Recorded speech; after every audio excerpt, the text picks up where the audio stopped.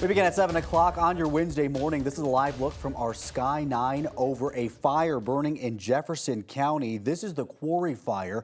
At last check, we know that it is over 100 acres. We know that it has exploded overnight. And of course, it is just so hot, so dry. Light winds today, but unfortunately, fire crews still have their work cut out for them. All right, we want to go now to Public Information Officer Mark Techmeyer with Jefferson County for an update on evacuations and this fire that really just blew up overnight. Here we go. Go. Good morning. Thank you all for being here. My name is Mark Techmeyer. I'm Director of Public Affairs for the Jefferson County Sheriff's Office. Last night at about 9 o'clock, we had a deputy doing patrol in the open space in unincorporated Jefferson County.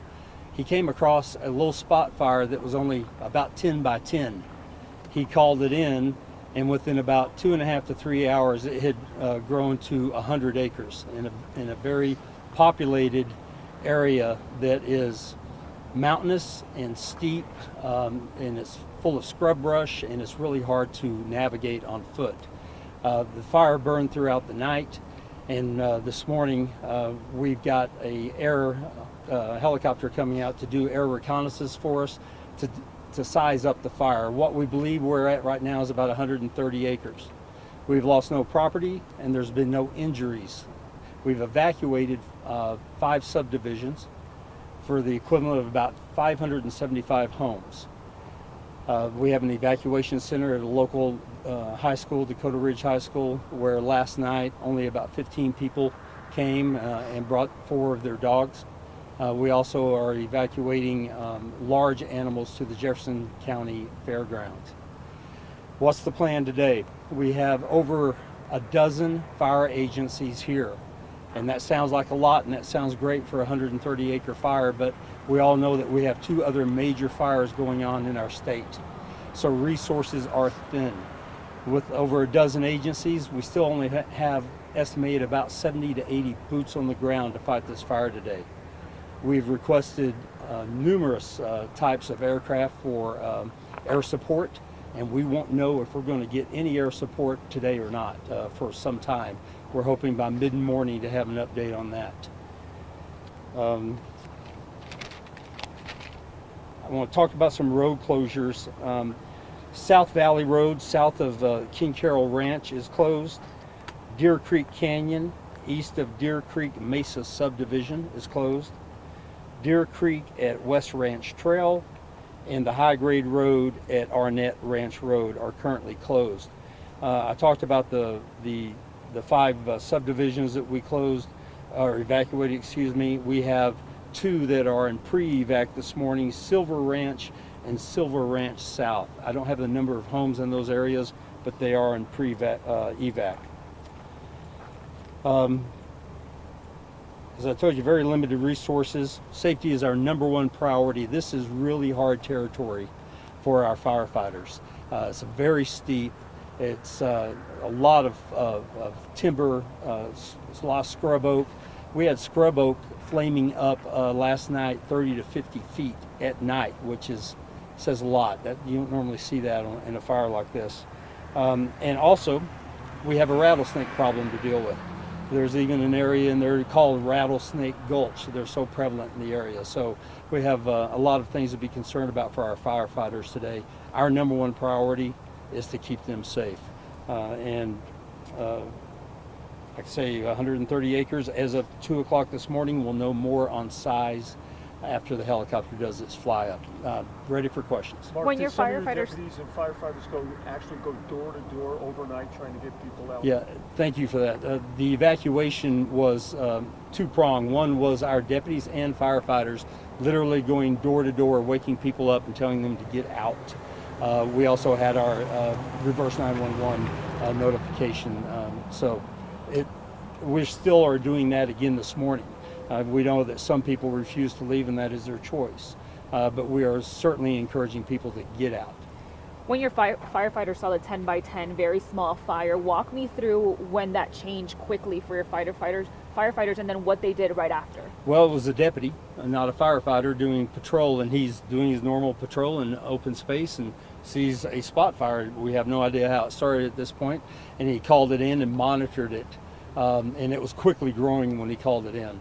By the time fire arrived, it had grown into a couple of acres, and it took off. So we had and today, having the same thing this morning, the directions of the wind is really fluctuating, which can be very difficult, and it can also cause embers from trees, because we do have torching trees, to carry across, and we can have spot fires in many different directions at one time. So it's tricky. Any idea on what started that 10 by 10 fire? Not yet. We'll be investigating that and hopefully come to some closure on that. Or do you know, are there campers up there? Do people go up and camp overnight? No, no, not up there. It's more residential and day hiking type area. They mentioned that there are other fires happening in the state right now. Resources are thin. At what point does that call get made on, you guys need more resources?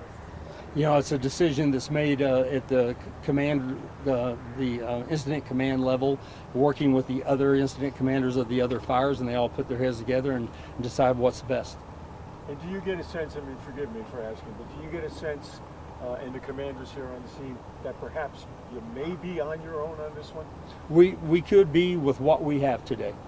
And we were aware of that, and it was discussed with the incident commander and all the firefighters today that we may be looking at what we have, and it's just it is what it is, right? We have two big fires going on. This one is still only at 130 acres, but it's the terrain and the population is the tricky part. So I'll tell you, I've never been so proud of our firefighters that are in our community. They do amazing work and put themselves in really treacherous positions. Most of them volunteer. So if anybody's going to take care of business today, it's going to be those guys. Talk about the different agencies and how firefighters are staying safe through these conditions that you guys are working with. It's heat and dry conditions, and you have the wind also, not the great combination. Yeah, we've got predicted 98 degrees today. That does not help our cause. The wind is predicted to be 6 to 12 miles an hour, but it's supposed to fluctuate in the directions it's going, so that can be tricky. When you're talking about firefighters in this very steep terrain, treacherous stuff, fighting the fire, all their gear on, and it's 98 degrees.